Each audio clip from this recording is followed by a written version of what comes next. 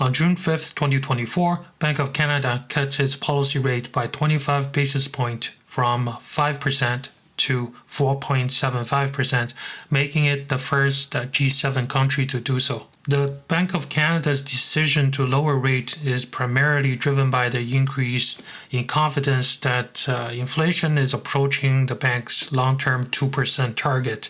In the most recent inflation CPI data for April, it shows a 2.7% year-over-year increase for the overall CPI, shown in the blue line. And for the red line, we can see a core CPI of 2.75% year over year. It's the lowest level in nearly 3 years. Canada's economic activity has been showing a sign of slowing down as well, partly due to the high interest rates. So the first quarter 2024 GDP growth rate, annualized growth rate, was 1.7%. Significantly lower than the central bank's forecast of 2.8%. The unemployment rate in Canada has risen to 27-month high at 6.2%.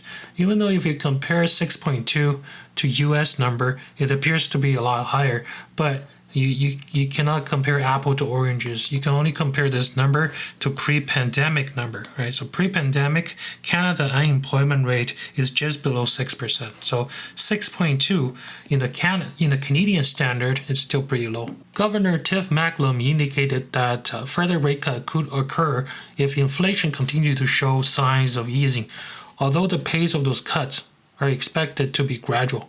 The central bank will reduce cautiously, taking decision one meeting at a time. Of course, there will be concerns that more dovish monetary policy in Canada in comparison to the US would hurt Canadian dollar.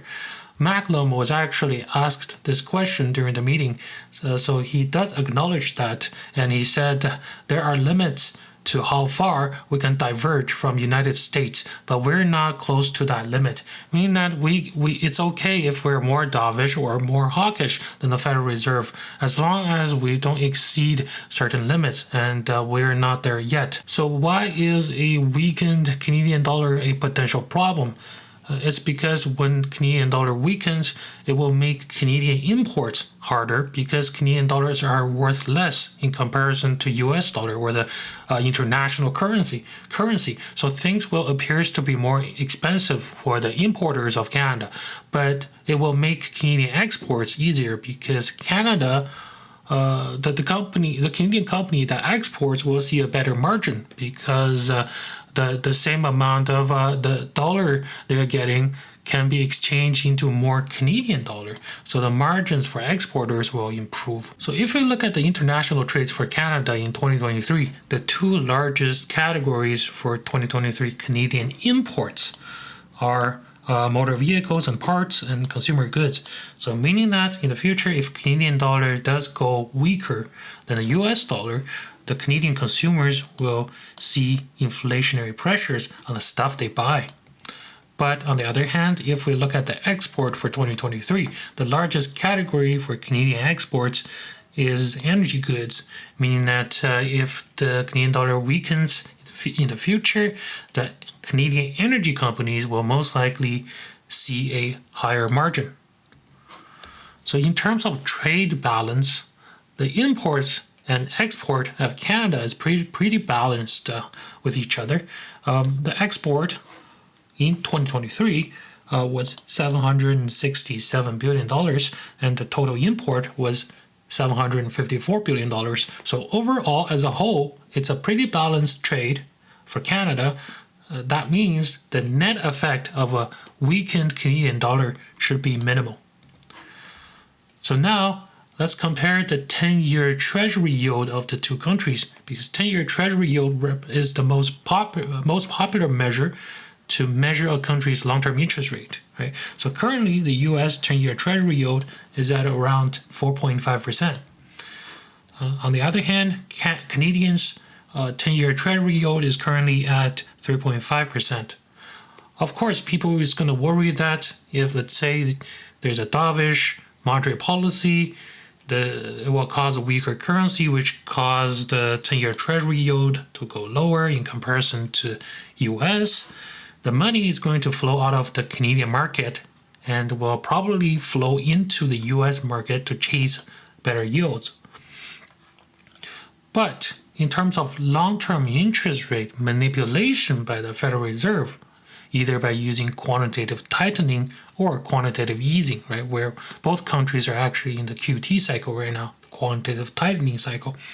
But in the latest Federal Reserve FOMC meeting, Federal Reserve mentioned that beginning in June, right, the Federal Reserve will decrease its monthly QT amount from $95 billion a month down to $60 billion a month. Right? And it's possible that the Federal Reserve will continue to decrease the size of its monthly QT in the future. Right? So when a central bank decreases the amount of QT, they're letting less amount of money or less amount of treasury bond to disappear on their balance sheet.